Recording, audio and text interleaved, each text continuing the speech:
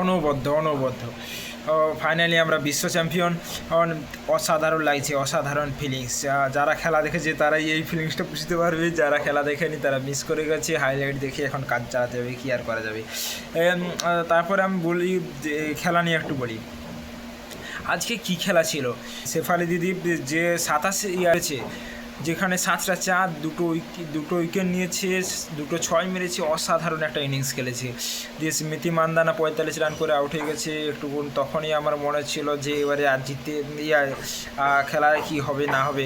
তারপরে হচ্ছে Jemimah 24 run, আজকে রান করতে পারেনি সেরকমভাবে।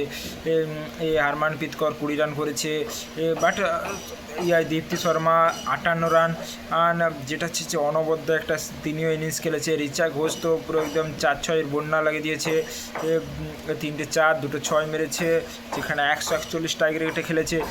দিয়ে আমানজাত সবাই দুর্দান্ত খেলেছে, সবাই 298 টার্গেট দেয়। সেখানেই ওই অপোনেন্টদের লাউড়ার নামে সবাই দেন ওই লাউড়া রয়ে যায়। সে শেষ পর্যন্ত চেষ্টা করে যায় 101 রান করে।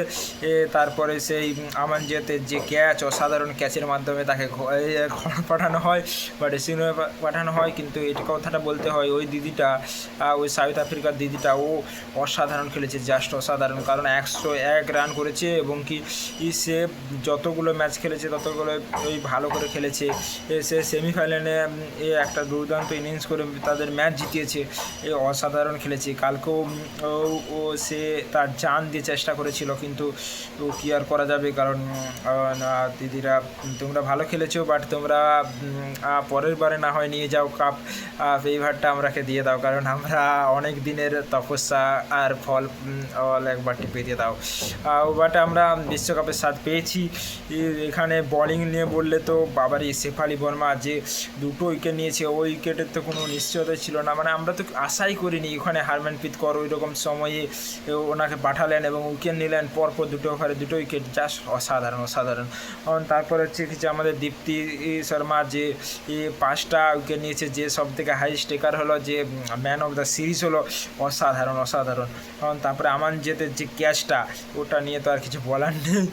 জানি প্লেয়ারদের মনে খেলার সময় খুব একটা নার্ভাসনেস কাজ করে ওই ফাইনাল খেলার সময়। সেখান থেকে ওরকম একটা ক্যাচ, যেটা হচ্ছে কি যে হাত থেকে বেরিয়েও সে ধরার একটা ধরেছে, বিরাট একটা সেরা।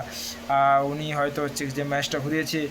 তারপরে হচ্ছে কি যে মাঝে তো মনে ছিল যখন সেই রাধা যাদব 1 ওভারে 17 সামথিং এরকম রান খেয়ে যাচ্ছে, তখন হচ্ছে জানি এই সময় প্লেয়ারদের মনে একটা ভয় কাজ করে, সেই কারণে রান খেয়ে যাচ্ছে। তখন তো আমার মনে হচ্ছিল ম্যাচটা না হয় বেরিয়ে যায়, কারণ ওই গ্রাউন্ডেই তো সেমিফাইনালে অস্ট্রেলিয়ার ম্যাচটা বেরিয়ে গেছিলো, আমরা জিতেছিলাম। এটা তো ভাবতেই হবে।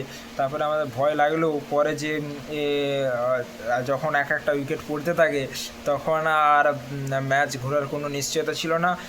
বাট লাউড়া খুব অনবদ্য ভালো খেলেছে।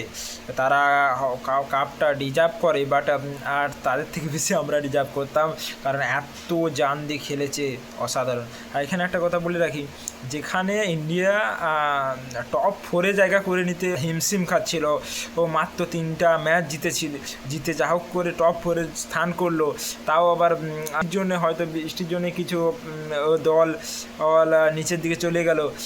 সেখান থেকে যাক, ভগবান পাশে থাকলে সবই হয়।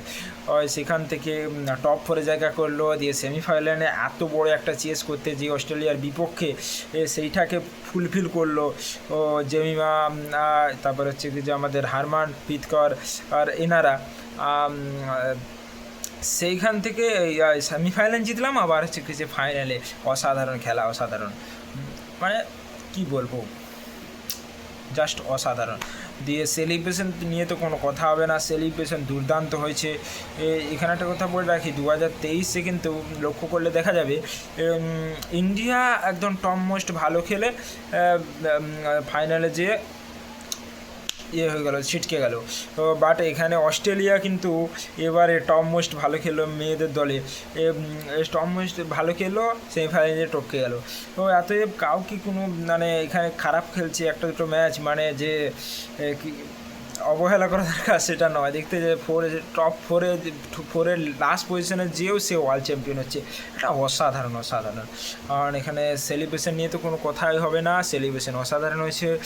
প্রীতিকা যিনি চোট পেয়েছিলেন, প্রীতিকা দি যিনি চোট পেয়েছিলেন এবং তিনি হুইল চেয়ারে করে এসে সেলিব্রেশন করেছেন, এবং এটা হচ্ছে দেশপ্রেম অনবদ্য। এবং আমার একটা জিনিস খারাপ লাগলো যে রোহিত শর্মা যখন বাজি ফাটছিল তখন উপর দিকে তাকিয়ে বাজিটা দেখছিল, হয়তো তিনি ভাবপরাওয়ালাকে বলছিলেন যে আমরাও তো 2023 এটা ডিজার্ভ করতাম।